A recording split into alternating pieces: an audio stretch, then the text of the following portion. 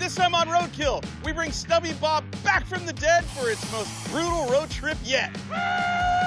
And we love it so much, but we killed it again.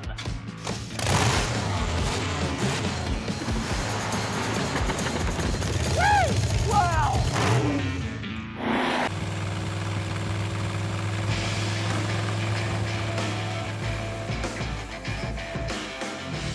Our greatest achievement is back. It is Stubby Bob, our 1950 Ford F600 dump truck that we turned into a wheelie machine. Now, it's been like 10 years since I've even seen this run, and 7 years since you did an episode. Last time I saw this vehicle, it was doing wheelies, like just a bald eagle, and then crashing down, well, like Roadkill.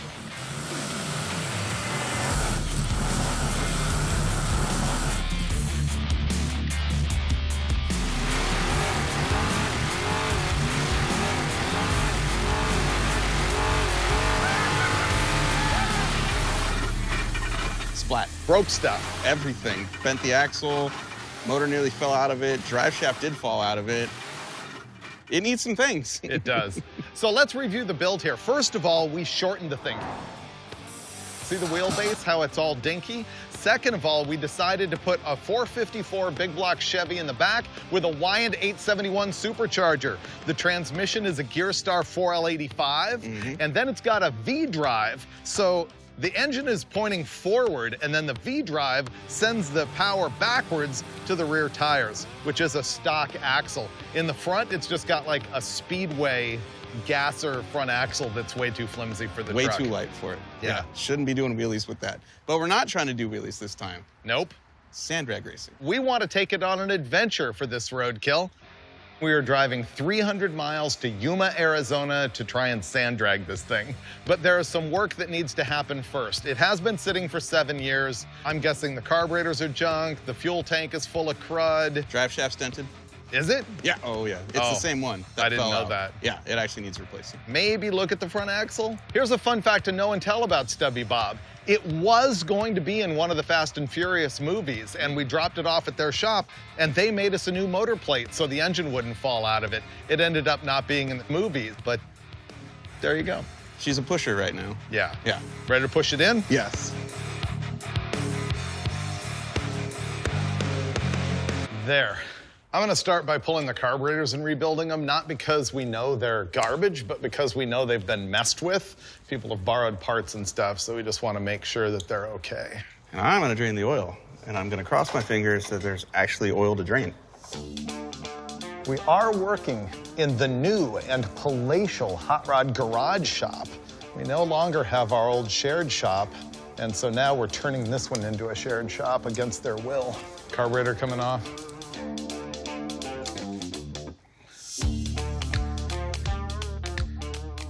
So like 8 years ago when we built this thing, I bought a stainless steel beer keg, welded a filler neck to it and a bung on the bottom and turned it into our gas tank.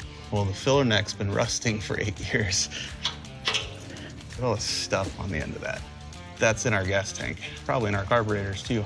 A lot of surprises here on day one. Rust coming out of the fuel tank and oil coming out of the fuel line from the electric fuel pump. I've seen a lot of things, right? Things that cannot be unseen. But this is new to me. Oh, dude, Bob.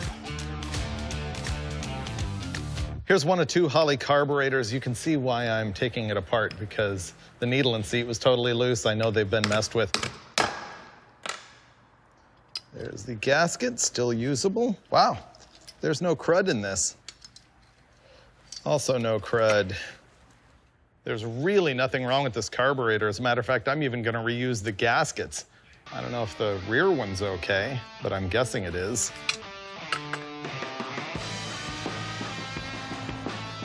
I took apart every fuel line in the entire fuel system, and they're all junk. And when I look down in the tank, it's just way worse than I thought it was. When I tried to hose it out with brake clean, it's not coming out. So I'm gonna do what I don't wanna do, which is remove the keg from the truck. Basically, I'm separating the heart of the beast, taking it out. Gonna do surgery out in the parking lot, clean it as best I can, then put it back in, and then we're gonna have to build all new hoses. Oh, look at the chunks coming out of there.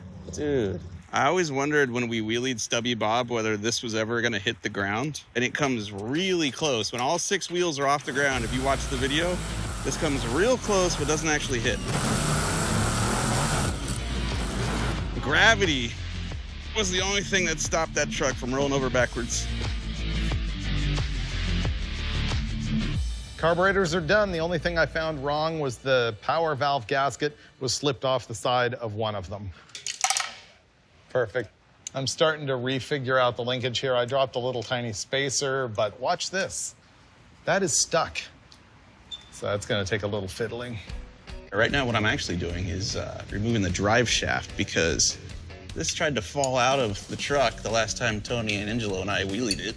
And this banged around in here and never got actually repaired. It just got put back in there. So that groove is gonna be the weak point. And when we go sand drag racing and we do pop a wheelie with max traction, that's where this is gonna break. Ew. Drive shaft coming out. I'm trying to measure for the right U-joint, but it looks like this yoke has been ground on. The little tangs that hold the joint from sliding side to side are gone. So I don't know how successful this is gonna be.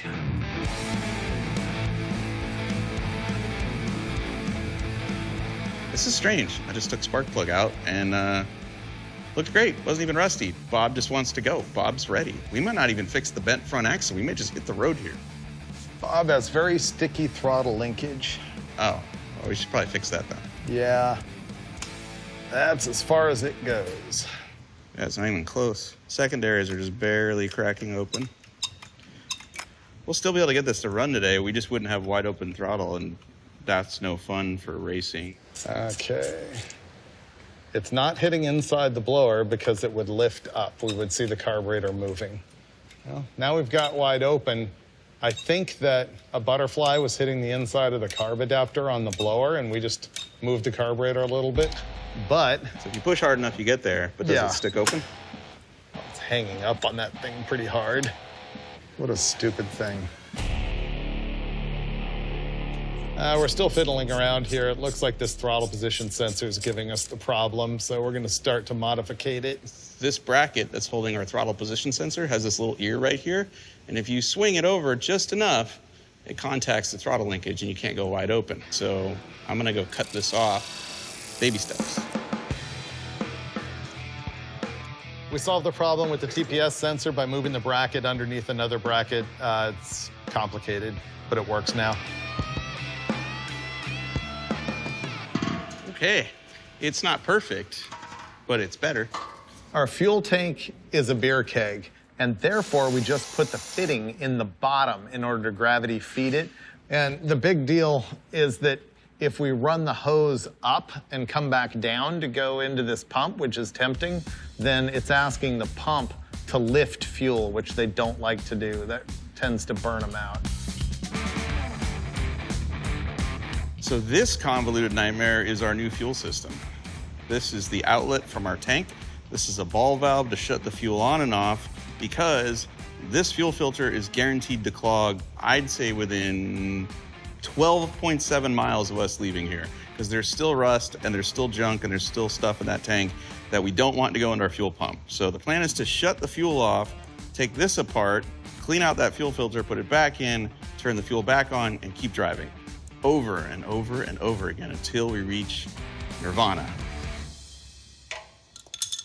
The last hose is made. We just need to install it, and then we fire it up. Oh, things are humming right along. Gas tank is in, carbs are rebuilt. Believe it or not, that Duralast battery has been in here for at least 3 or 4 years. We're finally ready to crank it over. Hit it. Here we go.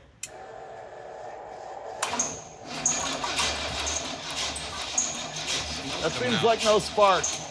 So right now, the truck won't start. It cranks, but it doesn't fire. Dave says we have no spark, so I'm trying to figure out why the MSD box is not firing the ignition. And also, our CompuShift transmission controller is not powering up either. Something is stopping us from making noise. No spark. Did you hear a squeak? You think stuff's coming apart? It's cranking really slow. Let me check compression in every hole. Okay.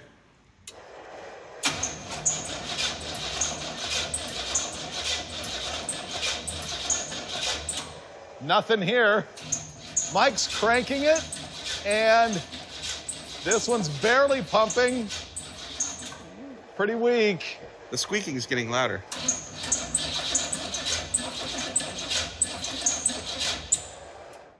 You're guessing it might be cranking slowly because something inside the engine is not wanting to spin? Yeah. So after a whole lot of troubleshooting, we have narrowed our problem down to poor wiring on my part. We had wires running through the floor of the truck. They rubbed on the sheet metal, rubbed the insulation off of the wires, which then grounded out our ignition wire, frying our ignition box, I think. And that's why we had no spark. And it's likely we've destroyed the ignition box as a result, so.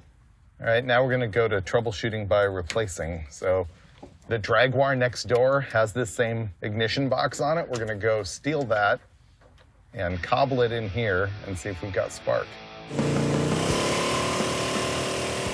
Remember the Jaguar? This is the Roadkill project car that's been around almost since the beginning. It's an XJ12 with a 383 small block Chevy and a 671 supercharger.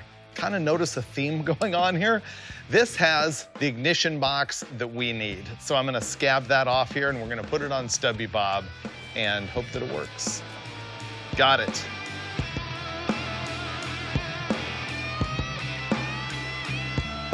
I think we're ready to test. Used, new to us ignition box. Let's transfer from one car to this car, and I believe it is wired, and let's see if we have spark. Crank it. Okay. Nothing. Oh, that's weird. Either we have two dead boxes or a dead coil. We can try the screwdriver thing. Okay, ready? Yep. There we go. Nothing.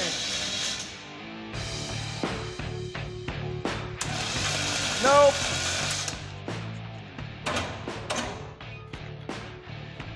Crank it. Nope. Nothing. Still nothing. All that work and we got no spark. It's all coming back to me now. Once upon a time, Tony, Angelo, and I took a road trip in this truck and the battery exploded while we were driving. And we had to rewire it and relocate it at the side of the highway. So we bolted one battery cable to 7 others, and one of these 7 broke off, and it just happened to be the one for the ignition box. All day long, changing boxes, changing coils. Now we have actual hope because electrical systems like a complete circuit. It's grounded now and it's gonna spark. Ready? Yep. Yes! We got spark, and now we put spark plugs in and we make violence happen. It's gonna run. It's definitely gonna run. Ooh, you're watching at home? Turn up the TV speakers because the neighbors are gonna be upset. In all the cranking, we no longer have the weird squeak inside the engine. We're ready to just fire this thing up.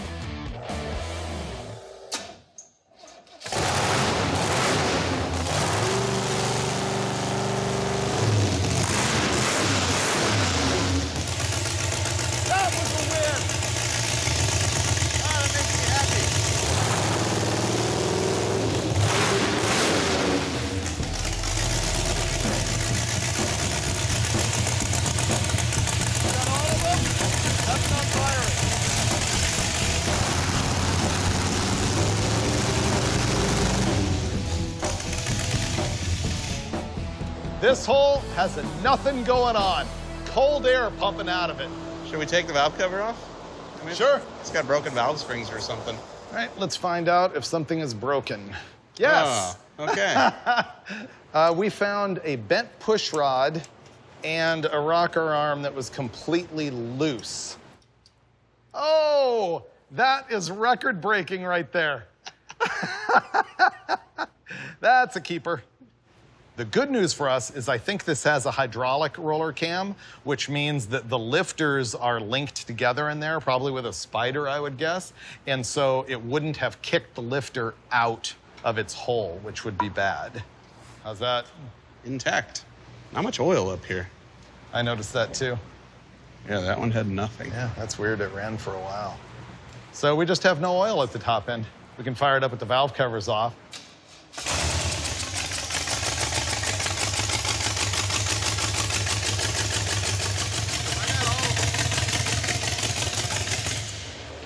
I just started to get some on this one.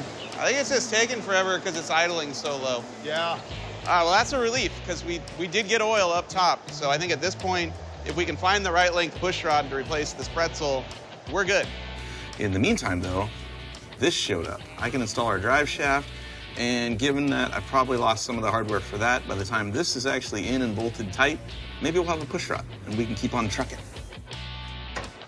Drive shaft is in, but now we gotta make sure it stays in. So what I'm gonna do is take this 1/8 inch thick strap, cut a section of it about that wide, tack weld it to the yoke on our rear differential so that the U-joint caps don't spit out the side of it, because you can get away with just doing wheelies like that, but actually driving from LA to Yuma, Arizona, probably not. We found a local machine shop, and strangely, they didn't have the spaghetti push rod, but they did have this straight one, which will probably work better, and it's the right length. So I'm gonna put this thing back together. Here's something that weirds me out a little bit, is this engine has guide plates on it, and you're supposed to only use a hardened push rod with a guide plate, and these are not. But they don't seem to be chewed up, so let's just put it together and pretend we didn't see that. Drive shaft is in, U-joints are reinforced. Pretty sure Freiburger's done putting a push rod in the motor, which means after I tighten this switch back down, I think we can fire it up, maybe throw some water in it and see if it moves under its own power, which is huge because I have not driven this truck in like 7 years. We're gonna fire it up and attempt to put it in gear. This is it. Will it move? Come on.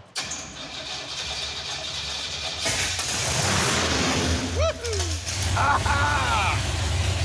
Reverse. Oh, it goes in reverse. Brakes work. And it goes in forward. That's all we need. We're out of here. Yes! Shut that off. It works. We get to go on a road trip in Stubby Bob. Wow, that was great. I think that cylinder works now. Yes, it does. There was hot, hot heat coming out of that. Stubby Bob lives! Woo! Tomorrow we ride. We're gonna hit the road in this garbage tomorrow morning. We're out of here. We are driving 300 miles to Yuma, Arizona to try and sand drag this thing. I believe that's officially the furthest this truck will have ever gone on a public highway. Sounds right. Yeah. Ignition, fuel. Yep. We are doing it. We're moving. Oh, we're out of the shop now. It's official. There's drive. Oh, it's official now. We're going forward.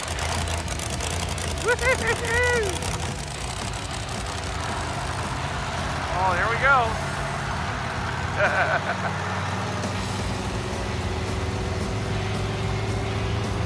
The trans is not shifting. Yeah, and the front end is darting all over the place. So the toe is all out? And it wants to pull right really badly. This is sketchy. So not freeway ready, I guess? Definitely not freeway ready. Okay. We're going straight back? Want to get gas first? Yeah. Good news, we're out of the shop. Less good news, the truck's gonna kill us if we drive it on the highway. This wheel has a bunch of positive camber. The top of the tire's sticking out. Both tires are towed in, maybe a little more than they need to be, but it's darting all over the place. It almost feels like it has a combination death wobble, and if you let go of the wheel, it wants to turn right. It looks way worse than it did inside the shop. We're headed back. That pipe's not smoking anymore. Oh, good. So either it stopped firing or it melted everything out.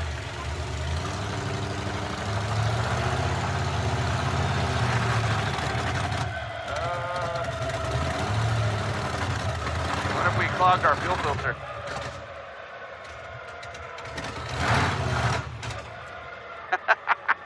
Okay.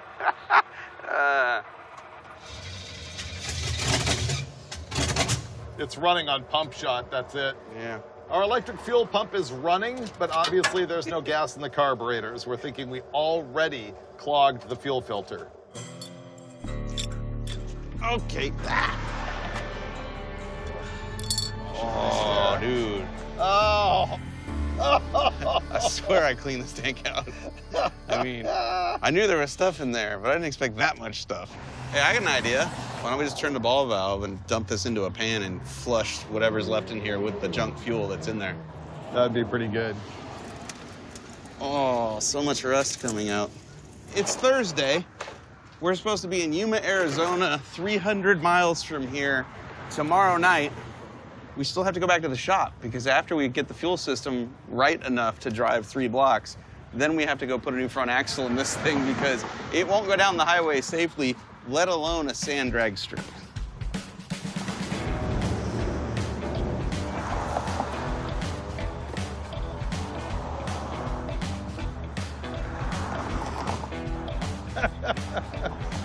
All right, back to the shop.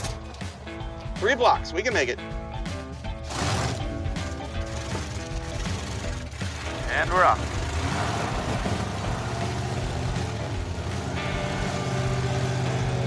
Why are you swerving? Huh? Why are you swerving? Bad. Yeah, stop that.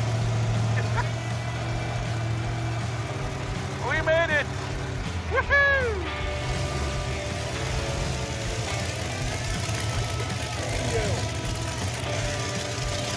Perfect. See that right there? There's the death wobble. In fact, the shaft going through the frame rail is wiggling in the frame rail a little bit, I think.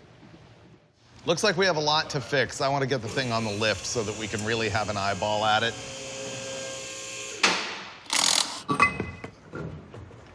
Here's our new axle from Speedway Motors. It is for a gasser type solid axle conversion, and I didn't realize that it says right here on the sticker, it's for a Chevy spindle.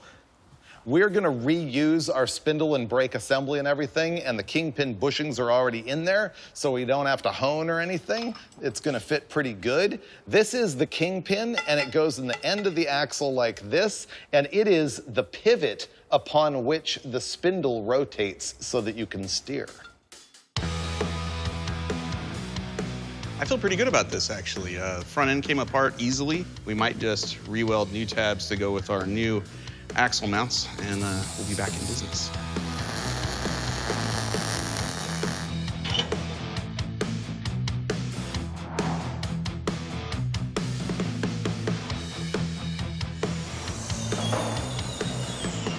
Okay, measuring.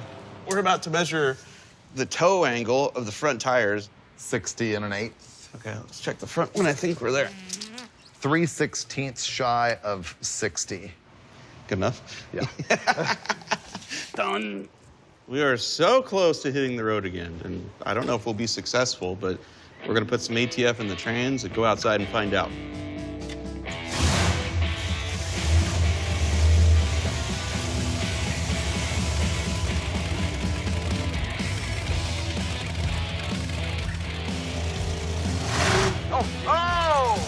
It's those wheelies, dude. Yeah, the front end's a lot lighter now. I can tell.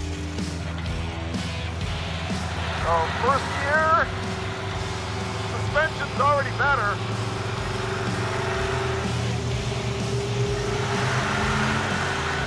That's not shifting. Feels like low.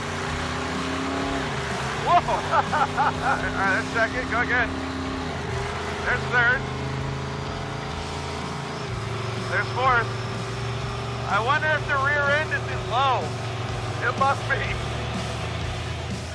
What's happening here is that it's driving at 3,000 RPM on the street at like 35 miles an hour. This has a 2-speed rear end. And so we're gonna try and shift it to a higher ratio. It's puking. I bet we have an air pocket in this thing. Yeah, me too. So drive up and down the street and see if you put it in high gear. I might have put it in neutral, I don't even know. So yeah, if you want to jump in, I'll stand back here.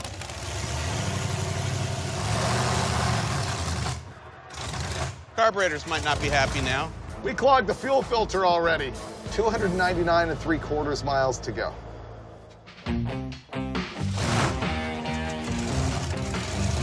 Apparently I started it in gear. It's like a phoenix just rising. Look at that thing. It looks incredible. Oh, he did it. He did it.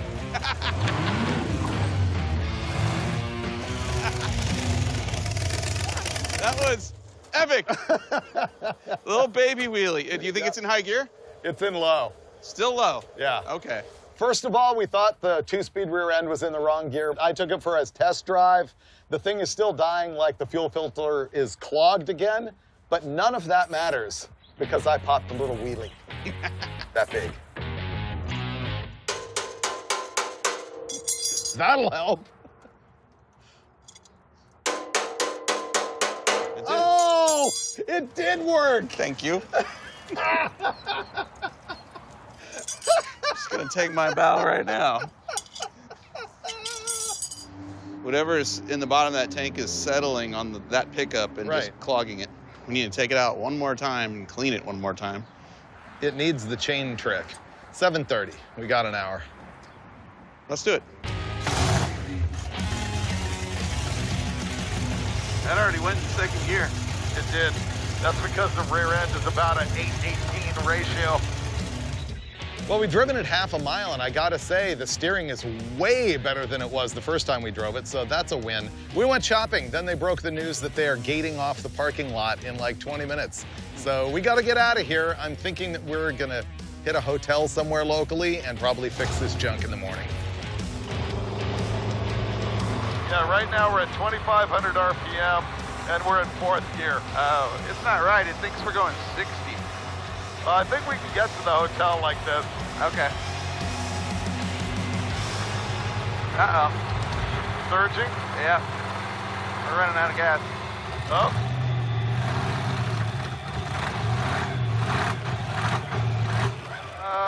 I guess roll through. I'm trying. Yeah. Come on. Come on. It tastes very much like antifreeze right now. And we're out of gas. And the transmission doesn't shift properly. It's a rare moment on Roadkill. We're admitting defeat. We are 1 mile from our hotel, and instead of wrenching here at the side of this busy road, we're gonna have producer Taylor haul us home with his rental junk. See the yank strap? We'll fix it in the morning. You know. Stubby Bob! Woo! I wonder if we're hurting the transmission by flat towing it in neutral. No, everything's fine. We're not going that fast. It can run dry a little bit. Oh. Ooh, what was that? Gear Nirvana? What just happened? I don't know, dude. I'm afraid to even look down. This thing was making a gnarly noise rolling along, and it just stopped. That was the V-drive that stopped making noise. Really? Yeah. It's not spinning.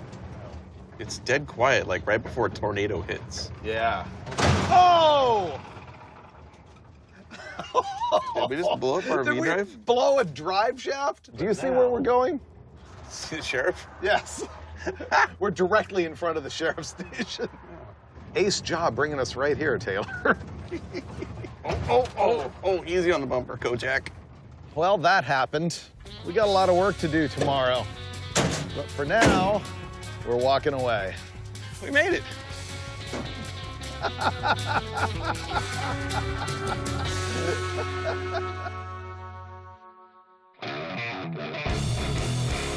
Morning, Bob. Good morning, Bob.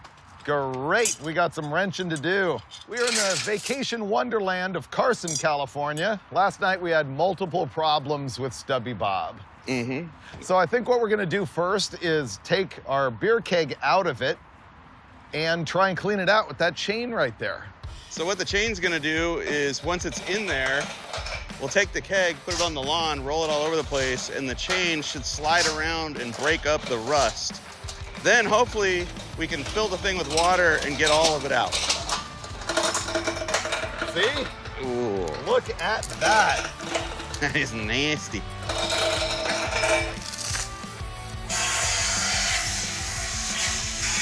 Getting better. Good thing these guys let us use their hose. This is key. All of that work paid off. It's really clean inside now, which I say until we drive it and it loads the filter with crud again. But for right now, it's Dude, an upswing. That is. Wait till you guys see inside there. We've got some cool camera that'll put you right in there with us. And it's beautiful. Yeah. It's absolutely beautiful. The chain, money. We're about to put the fuel system back together. And then we got a few more things to do. And remember, We wanted to be in Yuma, Arizona tonight, and it's 295 miles from here. We've accomplished about 5 miles, and I think I'm actually being generous. Ta-da! Remember last night this thing was puking coolant all over the ground? We weren't sure why. We didn't even troubleshoot it. And right now, the radiator's about half empty. There's probably air in the cylinder heads that you can't displace just by filling the radiator. And what happens then is it gets hot because there's no coolant flowing across the metal. So what we're gonna do is park up on a hill and fill the radiator. And the theory is with the radiator higher than the engine, the bubble will work its way forward. I think we're good. How much went in? A lot. Oh, nice.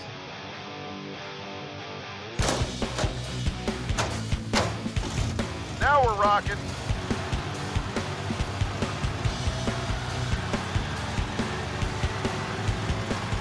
Much better. I think so. That's still revving a lot. Yeah. You know what? I think it would default to first or second if there's something wrong. So maybe we're in second gear. Maybe.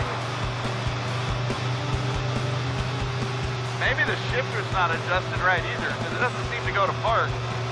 Maybe.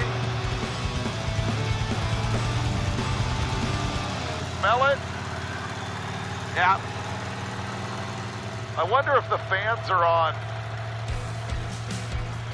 Hey, our fuel system hasn't clogged up. Hey! There you go. All right. Just when I was starting to worry about overheating in transmission and gears, we fixed one thing. That's 25% of our problem. Look what we did.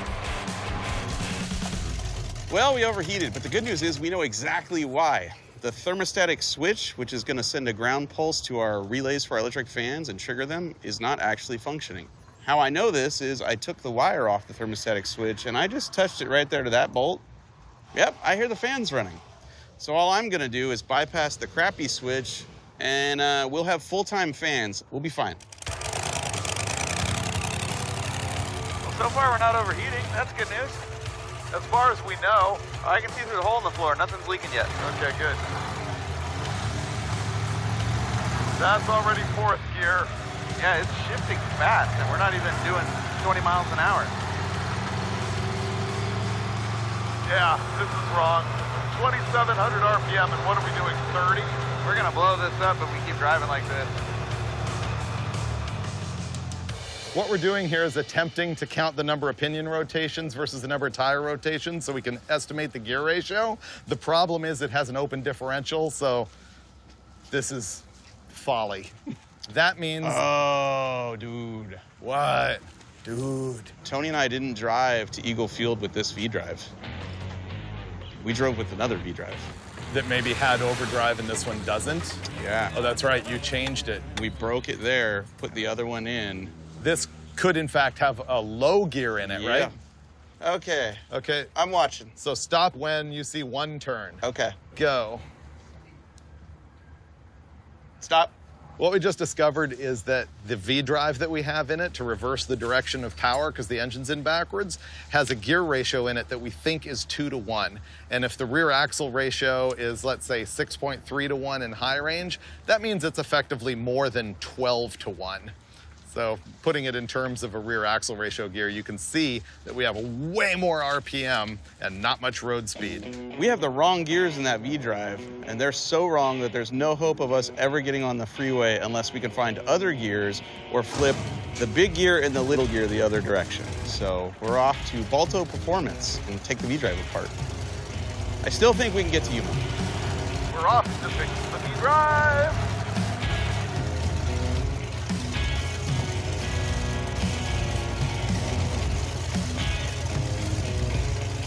Well, we made it another few miles. This is Balto Performance. We're gonna use their parking lot and probably put fluids all over it and try and get the V-drive out of this thing.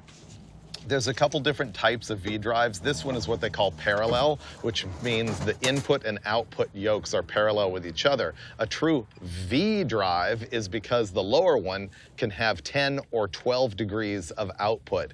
And basically that's designed to go in a boat and drive the propeller shaft. Look at the gears inside our V-Drive. Very, very tiny one here and huge one here. We're gonna swap the two, and it's gonna go from 2 to 1 to 0.5 to 1. Oh, is this gear even gonna fit up here? Oh, the shaft is wrong. Is it? Yeah. Yep, that's not gonna work. It has two different shafts. See how this one is larger diameter and has a bunch of splines? This one's smaller diameter with a few splines, so you can't do that. So we're gonna need gears. That's gonna be tough to do at 6 p.m. on a Friday night, but we shall overcome. We have some leads, and hopefully tomorrow morning we will have a new set of gears that we can put that back together and make this a freeway flyer again. Good morning from not in Yuma, Arizona, where we're supposed to be right now, sand dragging Stubby Bob, and instead we've got our V-Drive scattered all over the ground. We can't re-gear this thing, at least not today in the parking lot. So now we're gonna attempt to flip it upside down. This is 2 to 1, so if you flip it upside down, it becomes 0.5 to 1. So we're gonna have a lot of overdrive. As long as the U-joints fit, as long as the drive shaft doesn't hit our 1/4-inch thick transmission tunnel, Yeah. and then we don't end up with any weird driveline angles when all this moves up. We're gonna take the whole V-Drive and flip it upside down. 4 new holes, 2 of which didn't even exist. We had to weld tabs on there to get them to go. But I think we are now ready. We can put our V-Drive back together and install it upside down. This is gonna be us guesstimating how much fluid goes in this thing, because remember, the drain plug is now inverted upside down. Okay, it's resting on the cross member. Back. All right, V-Drive is in, upside down even. Now all we gotta do is connect the drive shafts, and if those bolt up, we can test drive. Nope. The lower drive shaft is currently too short and the upper one is too long. The drive shaft won't go into the yoke, but I think it will if you can just loosen the bolts that hold in the V-Drive. Okay. Okay. Tilt again. And now put it back in. Yes. Nope, top drive shaft isn't gonna make it. The problem is that the rear drive shaft is now too short. You can see that I've pulled it apart and it's completely out of its travel on the slip and spline. Conversely, the upper one is now too long. It is ramrodded in between the V-Drive and the transmission, meaning this slip yoke is crammed all the way into the trans. Our short one's not the problem. We can space the V-Drive forward. Yeah. Man, it's been like an hour lying under the truck trying to figure out what to do about the problem we created with the drive shaft links. We now have a brand new drive shaft. A friend of Balto's was able to come in on a Saturday and make this happen for us. And this is gonna fit, even though these caps need to be squeezed together more. Drive shaft is installed, but not tightened. We're gonna be good. It's fixed. Well, we're leaving anyway. No, it's fixed. Let's go. It's totally fixed.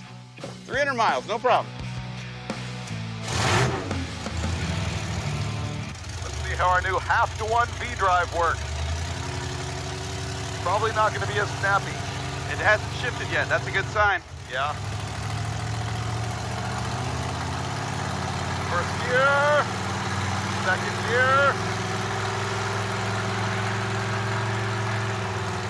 Third gear. This is much better, bro. Way better. It is as if we have 308 rear gears and 38-inch tall tires. I love it. Oh, we're going straight to the highway. We're not messing around, baby. 405 south. Let's go!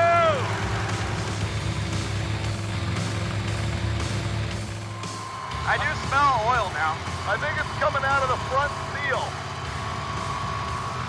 It's leaking out the water coolant line. We must have an internal leak. Ah, that hurts. The problem is I'm just getting sprinkled with boiling hot gear oil out of the V-Drive, out of this vent over here. Instead of fixing that problem, I'm going to shield that problem. I dug this cardboard out of the trash right there. That's quality. Fixed. thanks to cardboard and some tape, and we're back on the road. I feel like there's no reason why we can't get to Yuma. We're gonna make it. Oh, man, we're on a roll. Uh-oh.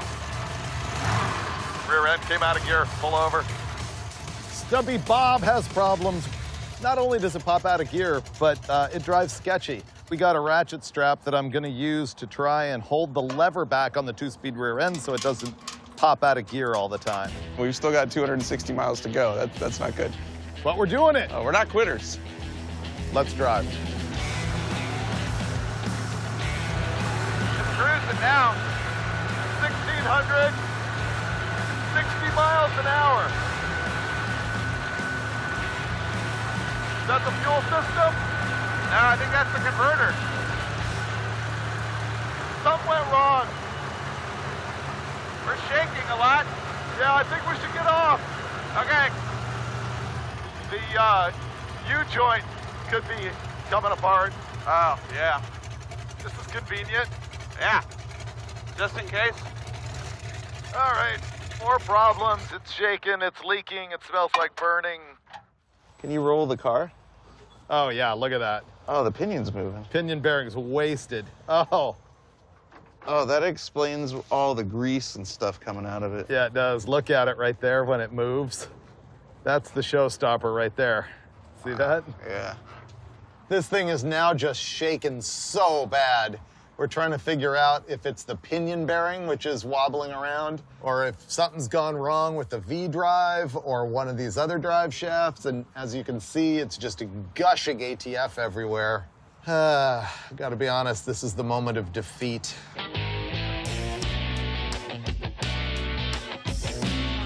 It's a new day, which means we have new opportunities to craft an entirely new plan for this episode. If you recall, on Friday, we were supposed to be in Yuma. Sunday, which is today, we could still be in Yuma, except we're not. We're in Huntington Beach, California, 270-ish miles away with no hope of getting there before the track closes. And so, what we're gonna do is something that seems damn near impossible at this point, which is cover the same amount of miles that we barely covered in 3 days in just one day so that we can get back to the Motor Trend headquarters. We're gonna double our miles today. I know! Yeah, it's another 26 right back to the office. It turns out Stubby Bob has issues that we don't really have the ability to overcome anymore this week.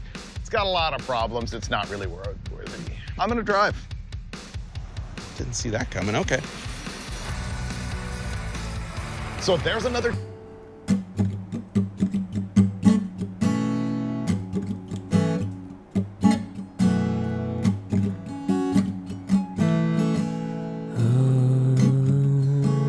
Racist tantrum. Racist tantrum.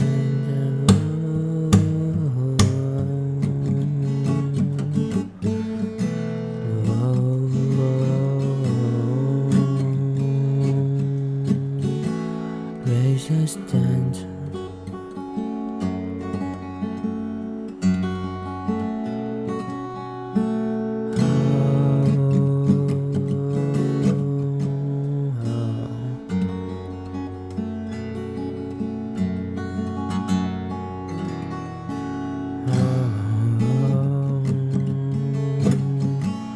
Racist tantrum.